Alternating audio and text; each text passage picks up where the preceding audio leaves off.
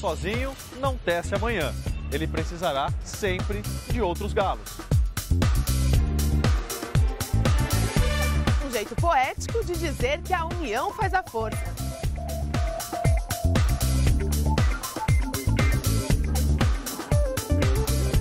Você vai ver no Caminhos da reportagem o que a economia solidária está produzindo no país.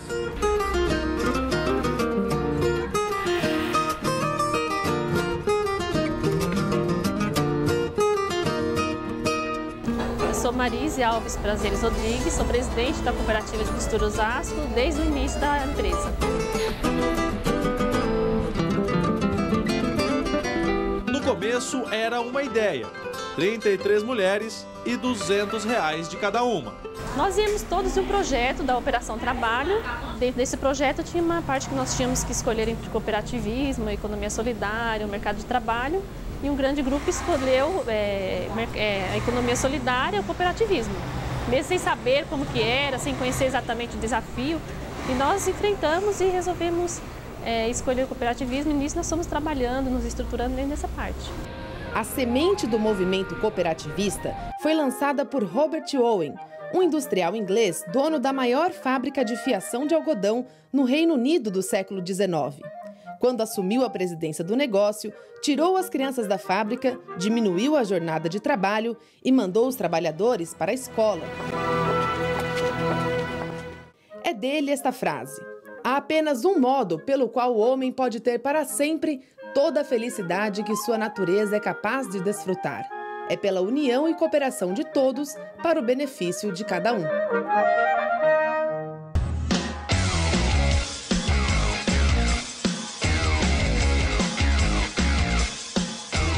As ideias se espalharam pelo Reino Unido.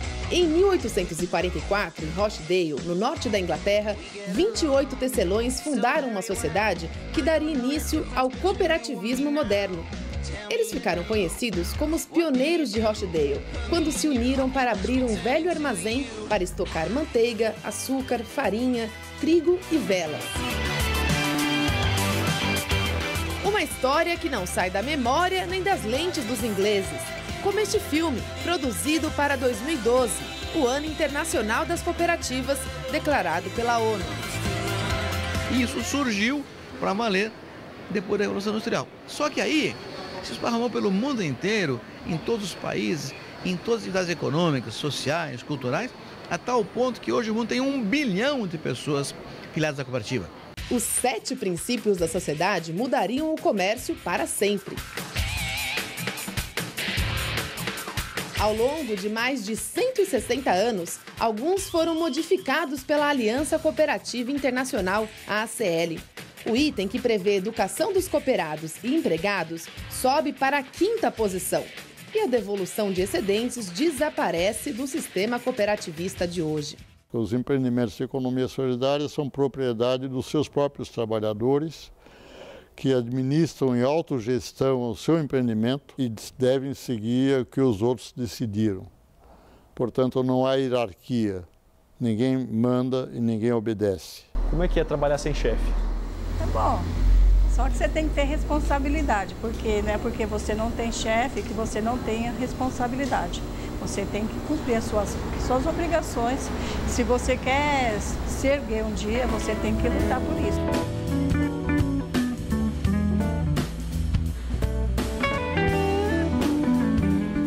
No início é bastante difícil, né? É um desafio grande, porque todas eram donas de casa e de repente todo mundo tem que ser empreendedora. Então, assim, o desafio é de organizar tudo isso, das ideias, né? Porque cada um tem uma ideia diferente. E organizar todas essas ideias, né? Mesmo que a gente vença a maioria, mas assim, no começo, o grande desafio é esse, é juntar todo mundo, ter uma união de escolha do que nós decidimos fazer realmente. Para o sonho virar um negócio, o que elas gastaram de carretéis nos últimos 6 anos dava para ir de São Paulo a Campinas. Foram 80 mil metros de linha e 600 mil camisetas e outros produtos. O nosso produto específico são sacolas, ecobags, camisetas para eventos, uniformes operacionais. E nós procuramos focar mais nisso, em sacolas, porque hoje o mercado precisa de sacola. Fazer sacolas, para elas é fácil. Vestir a camisa, também. Manter-se nela, como patroa do negócio, é que são elas. Todas fazem um pouco de tudo. Temos comercialização, administração, a parte da produção. Eu faço a parte da modelagem, faço peça piloto, corte e depois vou para as máquinas ajudar na costura também. A parte da comercialização é a parte mais difícil também, porque como muitas vezes nós não somos conhecidos no mercado, fica difícil para comercializar. A dificuldade vem, mas se você crê que você vai conseguir, você vai vencer. Cada dia é um obstáculo diferente que nós enfrentamos. Cortar, medir, alinhavar. Isso serve para costurar as roupas e a vida das empresárias também, com vantagens e desvantagens. Nós só precisamos realmente um capital para produzir mais, para competir mais com o mercado, porque o mercado é muito difícil de competição hoje. Os pequenos empreendimentos não conseguem competir com as grandes empresas. E aí isso precisaria mudar para poder ajudar os empreendimentos da economia solidária. A primeira recomendação é que os sócios tenham que trabalhar em grupo, em cooperação. Praticar a autogestão não é fácil, né? Uma coisa é a gestão, é você conhecer e praticar, conhecer o mercado, conhecer o seu produto, conhecer o seu cliente, a parte de inovação tecnológica. Nem todas ficaram para contar essa história. No início nós éramos em 33, devido à retirada, porque nós recebíamos e tínhamos que comprar máquina, estruturar. E essa demora de tirar a retirada, as pessoas não conseguiram aguentar, porque tinha gente que era o arreio de casa da família, então tinha que colocar o dinheiro em casa, então elas não conseguiam ficar. Outras não acreditaram. A gente já ouviu casos que as pessoas não têm 20 pessoas para se constituir uma cooperativa, né? Às vezes chama o irmão, né, a irmã, a cunhada, porque para se constituir a cooperativa, infelizmente no Brasil necessita de 20.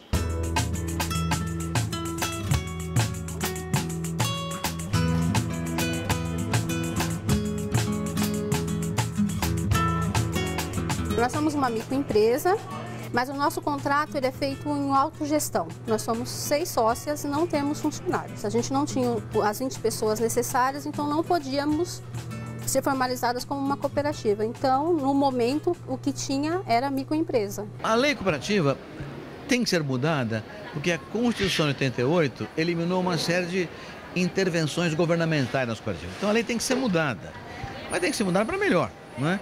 E mudar para melhor não pode permitir nenhum tipo de ideologia. Nós temos cerca de 100 milhões de brasileiros na população economicamente ativa e a economia solidária deve estar ocupando por volta de 3 milhões, ou seja, 3% da população economicamente ativa no país.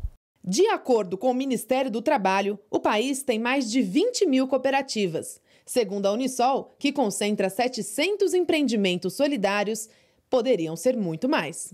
Precisamos aprimorar os marcos regulatórios no Brasil que diz respeito ao cooperativismo, em todo sentido, na questão tributária, né, na questão societária, não é isso? Para que a gente tenha um bom funcionamento do cooperativismo no nosso país. 1 bilhão de pessoas. Se cada um tiver 3 dependentes, são 4 bilhões de pessoas ligadas diretamente ao cooperativismo no mundo inteiro. Mais da metade da população do mundo, que é de 7 bilhões de pessoas hoje.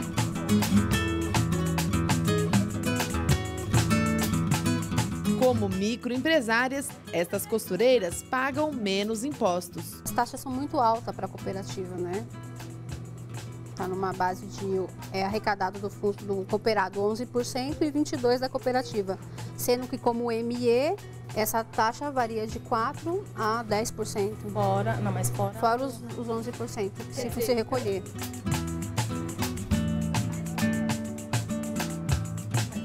Então, ainda bem que vocês não são cooperativa? No momento, sim. Depende, né? Porque assim, olha só, como cooperativa, nós, por exemplo, tá saindo duas sócias. Então, a gente vai ter que refazer todo o contrato. Certo? E se nós fôssemos cooperativa, a gente não precisava. Só daria baixa. Daria baixa, mas não precisava estar refazendo de novo legalmente todos esses contratos. Lembra daquela frase, a união faz a força? Aqui, a união faz muito mais. O cooperativismo é união, é para ajudar todo mundo.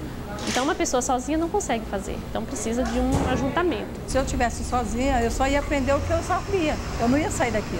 mais ou menos quanto que cada uma consegue tirar por mês aqui? Vocês já fizeram essa base? Como que funciona isso, essa divisão dos valores aqui?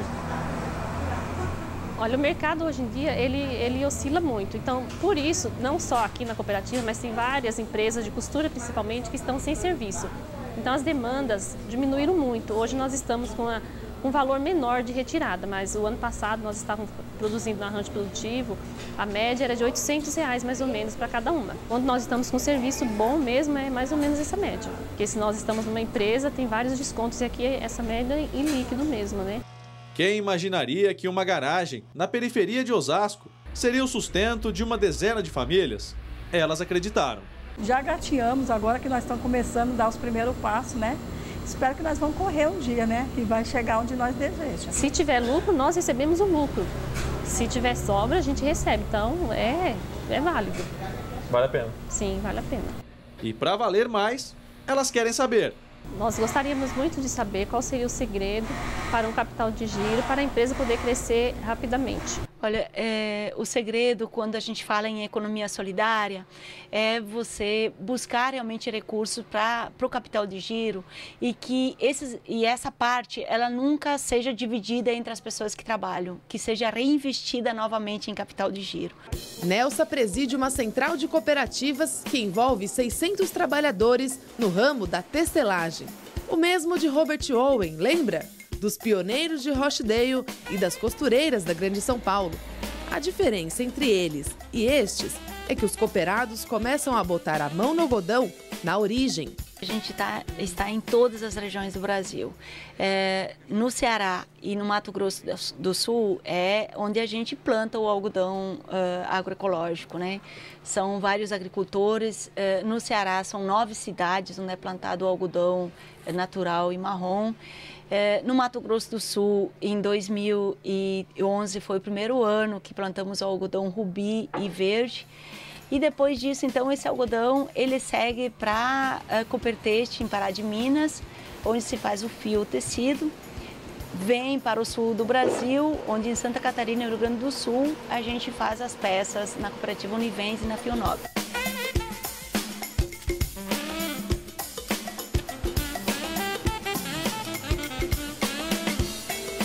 Construindo esta trama seria a forma da gente ter um controle de todo o processo produtivo, portanto, tirando os que exploravam os trabalhadores.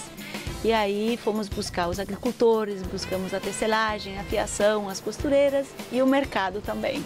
Mesmo assim, os 600 cooperados não sobrevivem só do cooperativismo. Talvez seja uma atividade de baixa renda mesmo e que nem a cooperativa consiga resolver. O cooperativismo, como instrumento de desenvolvimento, tem que ser encarado pelo associado como a alternativa para ele, e não uma alternativa. O que é uma cooperativa para um produtor rural, por exemplo? A cooperativa é a extensão no coletivo daquilo que ele não pode fazer sozinho. Por exemplo, ele não pode ter um armazém, ele não pode ter uma fábrica, ele não pode ter um agrônomo trabalhando só para ele, um advogado, mas pode ter tudo isso no conjunto dos seus companheiros dentro da cooperativa. Como? Elegendo as pessoas corretas para que a governança seja eficiente. Para Nelsa, o problema é que faltam consumidores para este tipo de produto. E mais matéria-prima, o algodão sem agrotóxicos. A gente quer muito conquistar mais consumidores desse produto, poder avançar pelo Brasil afora para que as pessoas possam estar usando essa roupa que tem todo esse componente de justiça social e também de preservação do meio ambiente e aos poucos ir conquistando também um mercado internacional. Você vê que as pessoas passam a pensar o que elas consomem. Quando elas optam em consumir, ela está mudando o seu comportamento e a mudança de comportamento é que traz a mudança do mundo.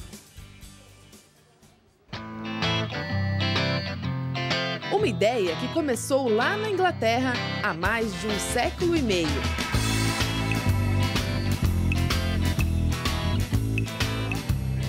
E quando a empresa vai à falência e o trabalhador vira patrão?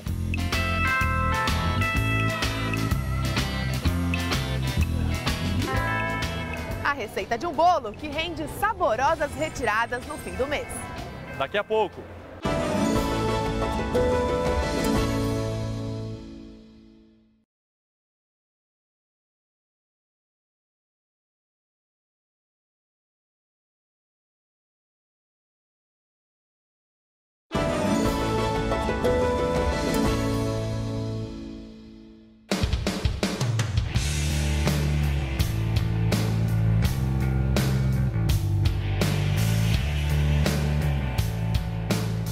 dia para esta metalúrgica fechar as portas já estava anunciado.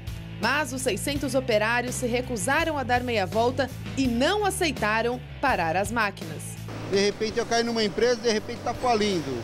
A idade está meio avançada. Eu não conseguia entender direito o que era esse processo de cooperativismo. Conversávamos tudo aqui, mas a gente não tinha o que é isso. Isto é ser patrão de si mesmo. Eu aceitei na hora que não tinha outra solução, né? Como eu não aceitar para ser cooperado, né? É tocar um negócio que funciona com o voto de cada trabalhador.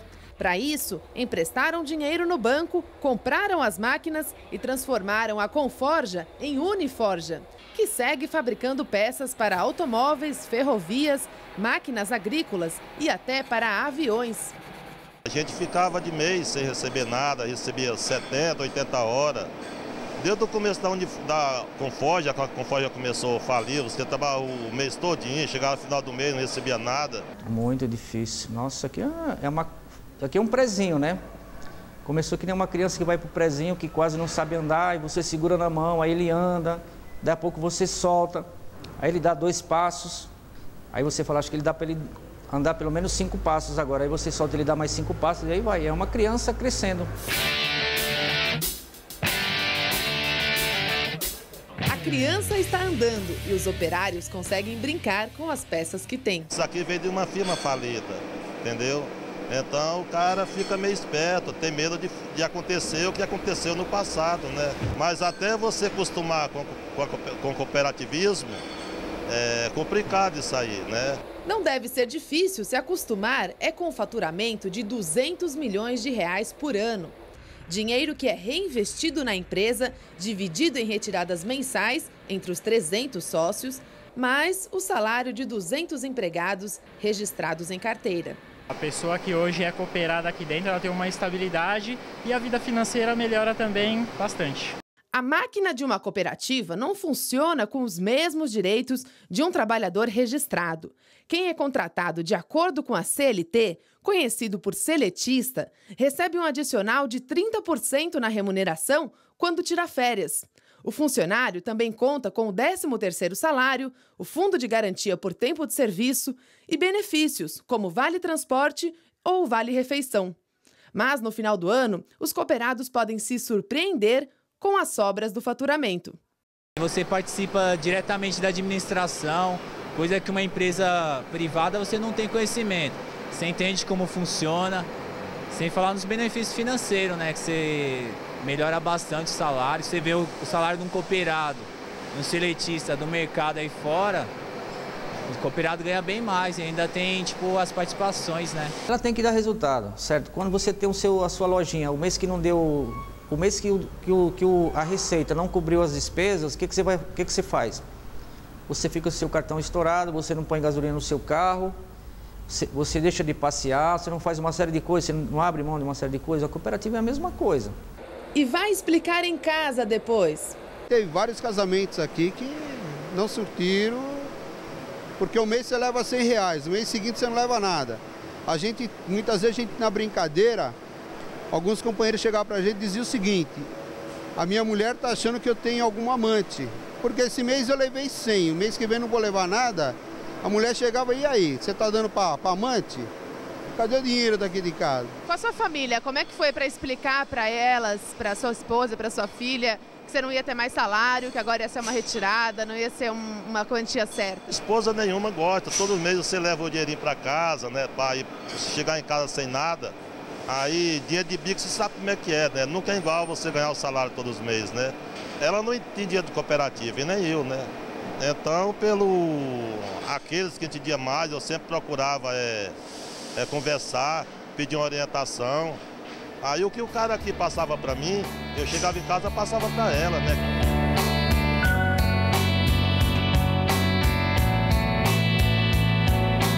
As pessoas têm uma ideia errada de cooperativa? Elas têm uma ideia errada porque às vezes você não espera achar uma empresa desse porte. Você está imaginando que vai aparecer um artesanato ou vai aparecer um agricultor, outros segmentos não de menor importância, mas não desse porte.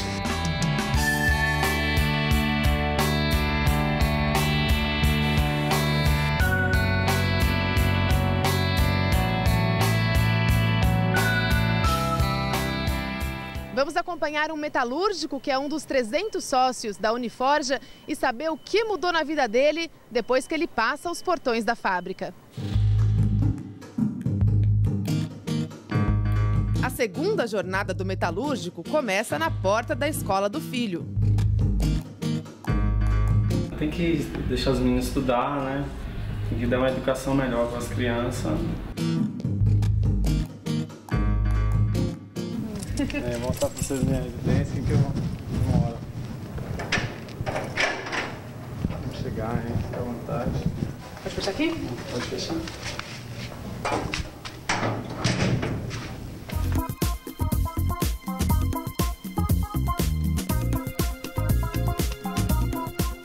Tudo que eu tenho, que eu conquistei, é uma casa e um automóvel, né? O que eu tenho. Acho que o brasileiro almeja, primeiramente, é uma casa e um carro. Primeiro a casa, depois o carro. Né?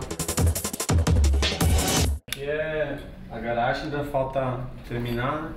Vai depender de como a cooperativa vai faturar, se vai ter retirada normal, mas não é fácil. A cooperativa é mais de 250 sócios, e cada um pensa de forma diferente, entendeu? Você mexer com pessoas, cada um tem um tipo de pensamento, entendeu? Às vezes há divergências. Na verdade, faz bastante tempo que eu estou construindo, quase uns 10 anos, entendeu? Fui construindo aos poucos, eu fiz sala, né? Como o terreno é pequeno, eu fiz a sala de estar, uma salinha de jantar e a cozinha. Pequena, é tudo pequeno, mas deu para fazer. Então. Tem pessoas que pensam diferente. Tem gente que até pensa, vamos vender isso aqui e pegar o dinheiro. Outra pessoa pensa, pô, mas eu vou embora daqui, vou deixar tudo isso aí, eu preciso ganhar dinheiro agora, entendeu? E a gente não pode pensar só na gente no momento, tem que pensar na cooperativa também, no negócio, entendeu? E aí numa assembleia dessa você levanta para falar o quê? Os caras têm que pensar na cooperativa, né? Pensar na cooperativa porque é o futuro dos nossos filhos, de todo mundo, né? Quando o cooperado morre, quem é que herda? Alguém fica com a cooperativa? Não, as cotas partes de uma cooperativa são intransferíveis. São intransferíveis.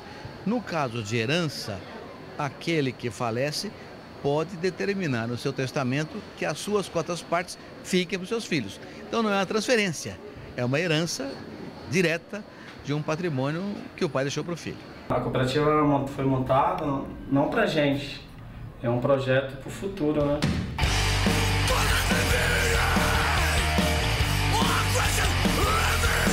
A empresa faliu, a gente conseguiu arrematar a massa falida, conseguimos um empréstimo junto ao BNDES e dessa própria compra da empresa nós recebemos a verba rescisória da empresa falida, da massa falida. Né? Uma das coisas que ajudou muito a gente conseguir construir a casa. Né? A rotina no final do dia aqui na casa do José é como em muitas famílias aqui em Diadema, na Grande São Paulo. Atrás da aparente tranquilidade desse trabalhador que bate ponto de segunda a sexta, a mão de obra e a atenção vem junto para casa.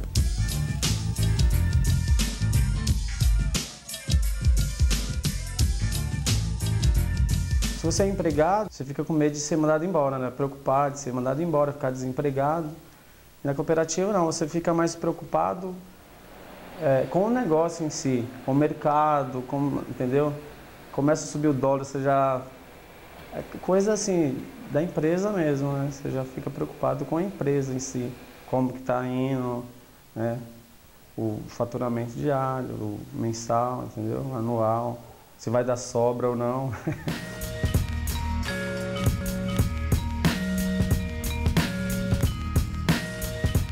E, José, se hoje chegasse a notícia para você de que um empresário ia comprar a Uniforja e vocês iam ter patrão, como você receberia essa notícia? Acho que é muito difícil acostumar de novo, né? Com patrão. Por quê? Porque é uma cultura diferente, né? Você, mais de 10 anos trabalhando como cooperado, é diferente, você participa de tudo. Acho que eu não me adaptaria mais, assim, não sei.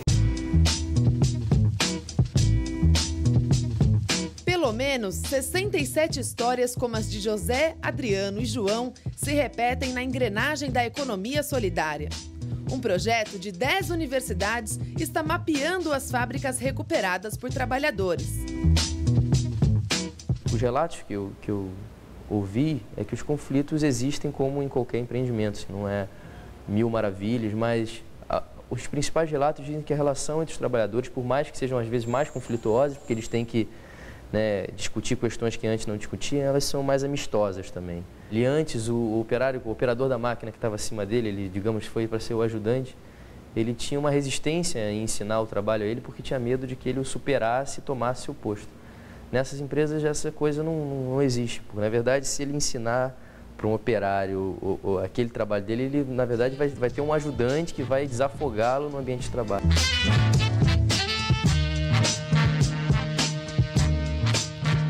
Se nós olharmos o movimento cooperativista, que no Brasil hoje, segundo também o Ministério do Trabalho e Emprego, temos aí 20 mil cooperativas, sabemos que isso representa 6% do PIB brasileiro. Se falarmos em termos de percentual, em termos de faturamento, pode ser pequeno, mas do ponto de vista da mobilização é bastante significativo.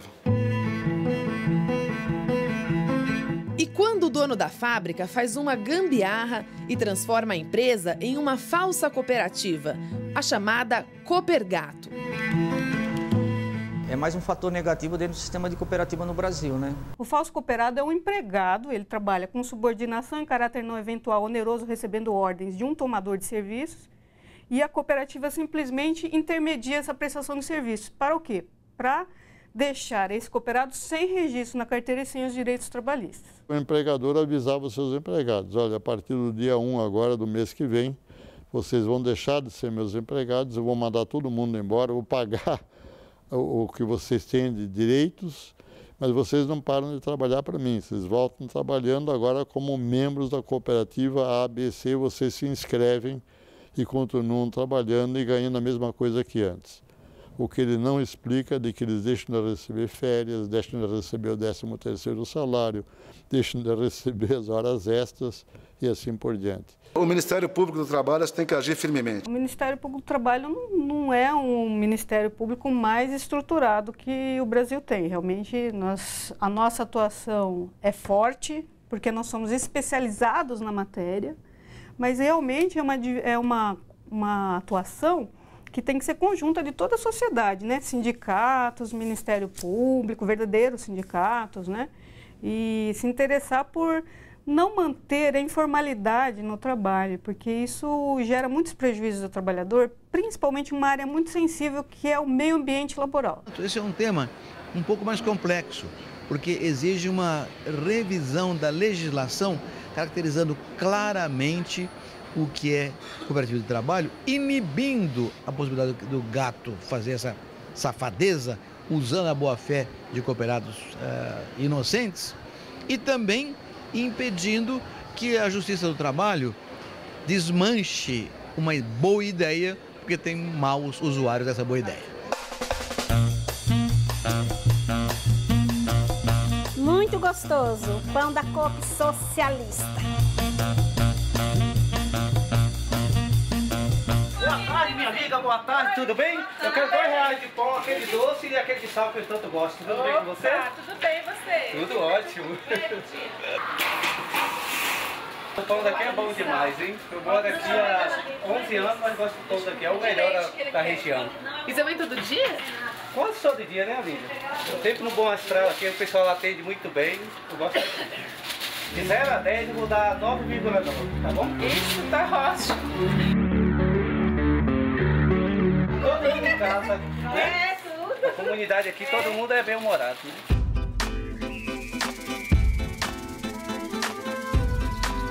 Esta padaria não funciona só na base do bom humor.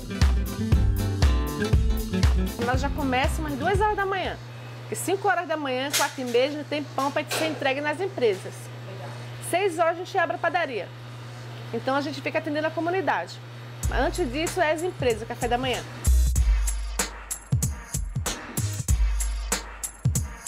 Qual que é o seu preferido aí, Nordinha?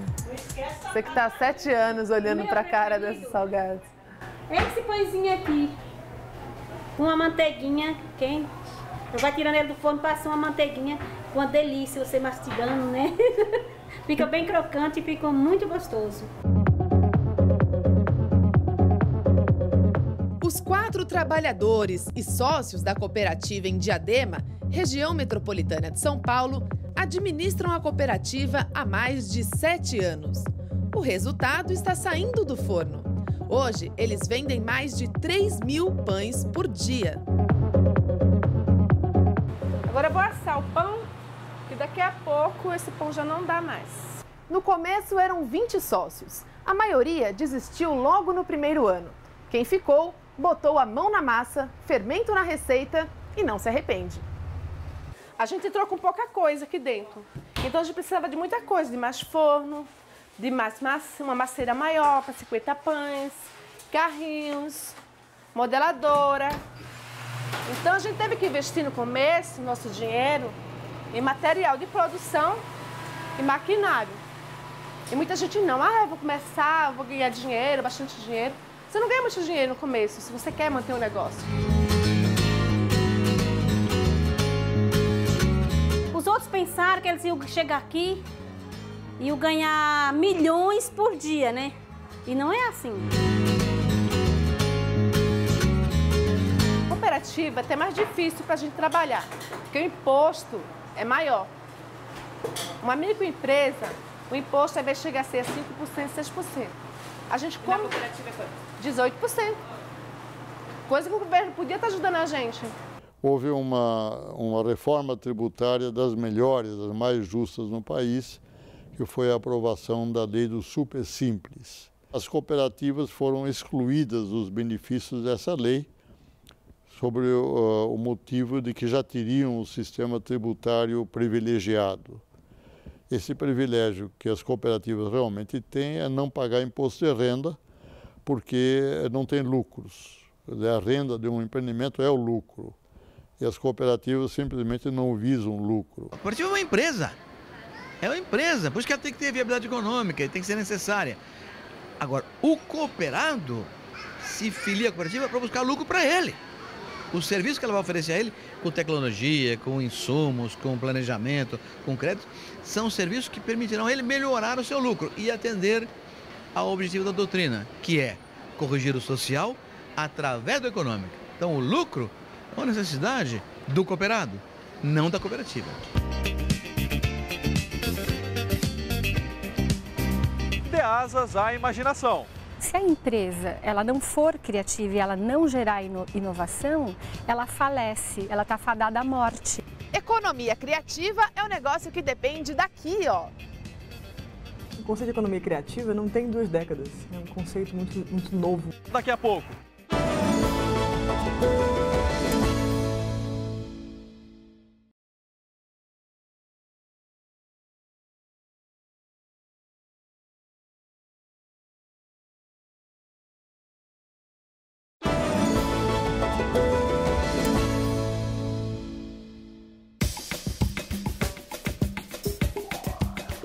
Baixada Fluminense, Duque de Caxias, Rio de Janeiro. No bairro Saracuruna, cerca de 100 mil habitantes compram e pagam as contas com uma moeda que não é o real, é a saracura. Qualquer pessoa pode vir e trocar real por saracura. Agora, saracura por real, só os comerciantes que são cadastrados. Qualquer pessoa, morador da comunidade, não, é só vir, por exemplo, ele quer trocar por saracura. Ele quer trocar, aí vem, troca real por saracura, para comprar onde tem desconto. Aí ele leva, traz 50 reais, leva 50 saracura. E aí onde ele for comprar tem desconto. Farmácia, salão de beleza, tem vários salões de beleza que aceita a saracura. O problema só tem esse mercado, os maiores, os 2 mercados maiores, então, mas os mercados pequenos, no Cangulo, na Vila Uruçaí, tudo já estão aceitando a saracura. Porque nem todo mundo ainda conhece a moeda saracura, mas eu sempre deixo aqui uma moeda, só mesmo de amostra, de pouco valor, e aí elas falam, parece uma figurinha, figurinhas que meus filhos colecionam. Se a moeda é especial, por que não um banco? E esse banco comunitário ele é diferente, ele não é igual os bancos comuns. Trabalha a comunidade. Eu sou pessoa da comunidade, não precisa ser formada, ainda basta ter uma participação na comunidade.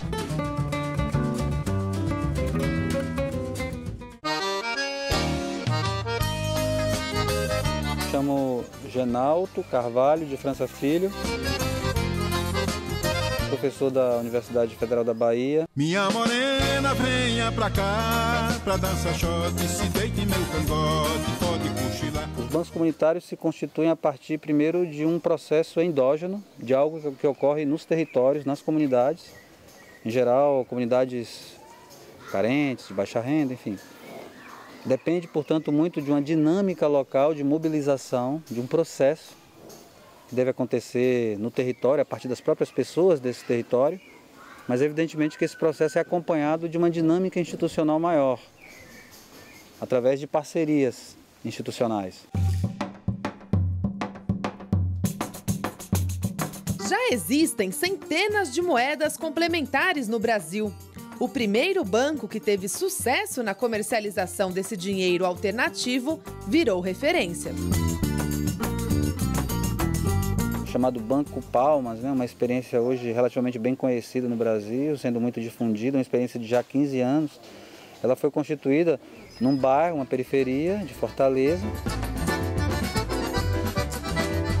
Uma periferia construída em cima de um pântano, sem água, luz e asfalto.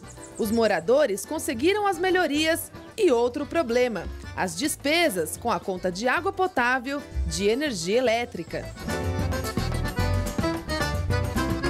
O banco surgiu fruto de uma reflexão dos moradores sobre a necessidade de dinamizar a sua economia local, gerar mais trabalho e renda, permitir que aquelas pessoas tenham condições de renda para viver no próprio bairro que construíram.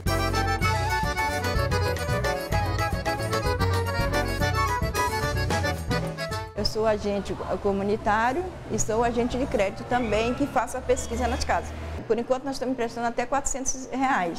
A pessoa vem, faz um cadastro, depois tem uma pessoa que vai na casa visitar a pessoa para saber se realmente tem um comércio. Eu hoje fui em 6 casas de pessoas que vendem roupa, tem pessoas que trabalham com artesanato, tem outra moça que ela é cabeleireira também, ela faz em casa e ela queria um empréstimo de produção. Também nós temos o seguro nós temos, é R$35, a pessoa paga uma vez só, é anual, e aí a pessoa, no caso, a pessoa faz o seguro e aí ela vindo a falecer, tem R$1.000 para o funeral e tem mais R$3.000 para alguém da família que eles botarem como dependente. Quem usa a saracura já vê resultados no bairro. Com essa circulação da moeda melhorou, está vindo mais investimento para Saracuruna, os moradores estão tendo mais oportunidade de emprego, porque as empresas estão dando mais oportunidades. Se aquele bairro é considerado, entre aspas, pobre, porque as pessoas são de baixa renda, por outro lado, se você juntar o montante da renda dos moradores, das famílias, você tem um valor extremamente significativo. Aí eu falo com as pessoas, com moradores antigos, falo assim, fala para mim o que Saracuruna tinha nada. Falei, e agora através do banco comunitário veio esses outros bancos e está vindo mais. Realmente ele traz o desenvolvimento local, né? Porque a moeda só circula aqui dentro de Saracuruna. A moeda marca a relação dos moradores com o seu lugar. A moeda exerce inclusive um papel nesse aspecto psicológico, vamos chamar assim. Enquanto símbolo identitário, ela fortalece o sentimento de autoestima das pessoas, que dizem, volta e meia, no meu bairro eu tenho uma moeda.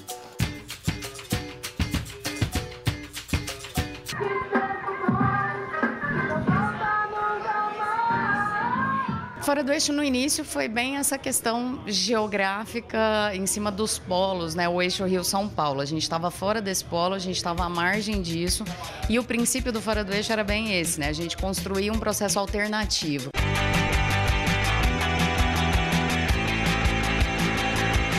A gente tem uma cadeia produtiva completa. A gente pensa em evento, a gente pensa nos estúdios de ensaio e gravação, a gente pensa em distribuir CD, a gente pensa em fazer a comunicação. São produtores dos 4 cantos do país que encontraram um jeito de viver da arte. Eles criaram sua própria moeda e saíram do eixo. Ano passado a gente fez um levantamento da rede toda, a gente movimentou cerca de 88 milhões. Desses 88 milhões, só 15% foi em real. O restante, mais de 80%, foi em moeda complementar.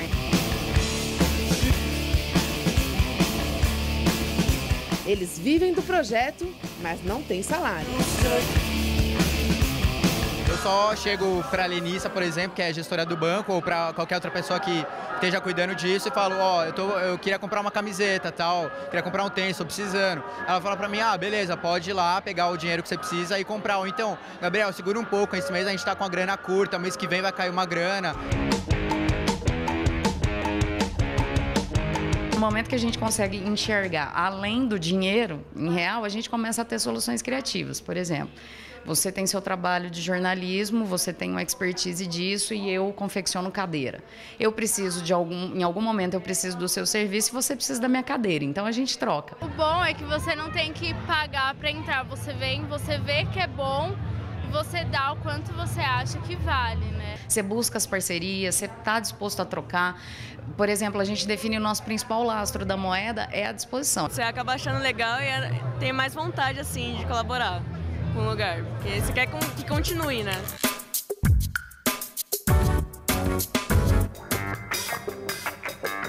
Em nome da criatividade, mais uma criação. Aqui na escola, com o nome da cidade, a matéria principal é aprender a ganhar dinheiro com o talento. Bom, agora a gente vai conversar com a professora Yael, que vai explicar um pouquinho melhor pra gente o que é economia criativa. Bom, professor, o que é isso, né? Como é que isso funciona? A ideia é que os alunos, os interessados que vêm procurar a escola por vários motivos, consigam se expressar através de algum produto audiovisual. Economia criativa? Ai, eu não tenho nem noção do que seja economia criativa, mas para mim isso que eu estou fazendo não é nada novo. O termo economia criativa ganhou visibilidade com o economista inglês John Hawkins, num livro publicado em 2001. Ele resumiu o conceito em regras que dirigem uma geração de trabalhadores no século XXI. Reinvente-se. Construa e administre a sua imagem. Se deixar o banco da escola cedo, nunca pare de aprender. Importe-se com as ideias e não com os compromissos. Seja claro sobre os seus próprios talentos, eles são únicos. Trate o mundo virtual como o real. O ciberespaço é apenas uma dimensão da vida diária.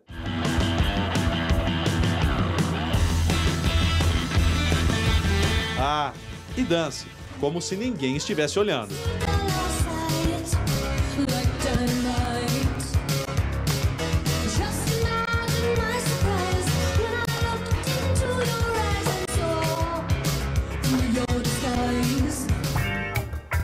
Se o negócio é dar asas à imaginação, o iPhone, o leitor digital, são um bom exemplo de quem leva a economia criativa a sério. Mas não são apenas os softwares e produtos da tecnologia. Usar o talento e as habilidades para inovar pode levar o trabalhador aos caminhos do cinema, publicidade, artesanato, música, artes cênicas. Essa era a primeira cena dos dois curtas. Alguém encontrando uma nota de R$5 no chão. O que vocês acham? Eu acho que as histórias tinham que ser completamente diferentes, ter só uma coisinha que tem em comum, o lugar. Meu nome é Vitório, eu tenho 21 anos e eu escolhi fazer economia criativa porque eu gosto de cinema e eu quero trabalhar com isso. Não quero depender de ninguém, sabe? Quando tiver pouco dinheiro, eu vou fazer com pouco dinheiro, se tiver muito dinheiro, eu vou fazer com muito. Mas eu quero fazer. Eu sou Eduardo Altafinho, eu tenho 19 anos. E eu me interesso muito pela área artística. Eu escolhi o audiovisual por causa que eu posso aliar a minha arte com o movimento e com a música, tudo que eu gosto de fazer e de mostrar para as pessoas. Meu nome é Erivânia Basílio, eu tenho 27 anos. Na faculdade é uma coisa mais fechada, o professor meio que impõe o que você tem que fazer e tal, você tem um prazo mais... é uma coisa mais rígida, aqui você tem mais liberdade e acaba se expressando mais e desenvolvendo mais esse lado criativo. Para fazer economia criativa, o que precisa? Eu acho que liberdade, não tem muita vergonha, tem que saber se expressar legal e buscar isso e com tudo, ter coragem, enfrentar. O interesse pela economia criativa é tão grande que já tem uma secretaria no Ministério da Cultura. O primeiro-ministro australiano, há 17 anos atrás, 18 anos atrás, disse que a Austrália deveria ser uma nação criativa. E pela primeira vez se usou a palavra criatividade como uma qualidade de um país que tratasse as indústrias culturais ou criativas como um eixo de desenvolvimento, né? Nós aqui temos um atrevimento de queremos construir um conceito brasileiro. E que esse conceito brasileiro possa também ser útil e possa nos ajudar também a cooperar e a liderar essa discussão com o continente africano, com os países da América Latina. Economia criativa, eu estava até comentando antes, eu falei bem, isso é um termo completamente novo. Sobre economia criativa? Eu não tenho a menor ideia do que seja. Ai, gente, corta essa parte. Não vou nem me arriscar para não falar besteira. Economia, você fala que é tipo questão do processo criativo todo? Melhor eu ficar calado. O uso da criatividade requer uma maneira especial de pensar, é um processo diferente de pensar as coisas, mas sempre com uma intencionalidade e uma direção, que é mudar, que é transformar, que é buscar o novo, que é fazer diferente. Para você criar um negócio, permitir que esse negócio lucre, seja competitivo, a criatividade tem que estar em jogo. Alunos e alunas se encantam com as aulas. Parece a chance de juntar carreira e prazer no mesmo lugar. Por mais que seja uma performance, é uma iluminação que ela é toda baseada em fotografia, tem a inspiração, na verdade, no princípio da fotografia, nos estúdios que ainda eram de vidro, os estudos de movimento que são feitos pelo Edward Muybridge. Então tem uma inspiração desse princípio, essa curiosidade sobre a fotografia e a iluminação, e trazer isso, acho que para um outro ambiente, traz talvez faz uma nova conexão, uma nova sinapse aí que pode ser que seja interessante. A gente está aqui também para experimentar. Dançar conforme o mercado. Encontrar uma luz no fim do curso. As pessoas sempre linkam a economia criativa à questão financeira. Então eu acho que a economia criativa deveria ser o inverso, né? O artista ele precisa ter um trabalho, precisa ter uma inquietação, né? Para depois isso criar um subsídio financeiro para ele. Você tem que saber muito da sua área, mas de alguma maneira ter um gosto por tudo, assim, ser interessado por fazer conexões novas e sonhar algo que você, com muito trabalho, alcança.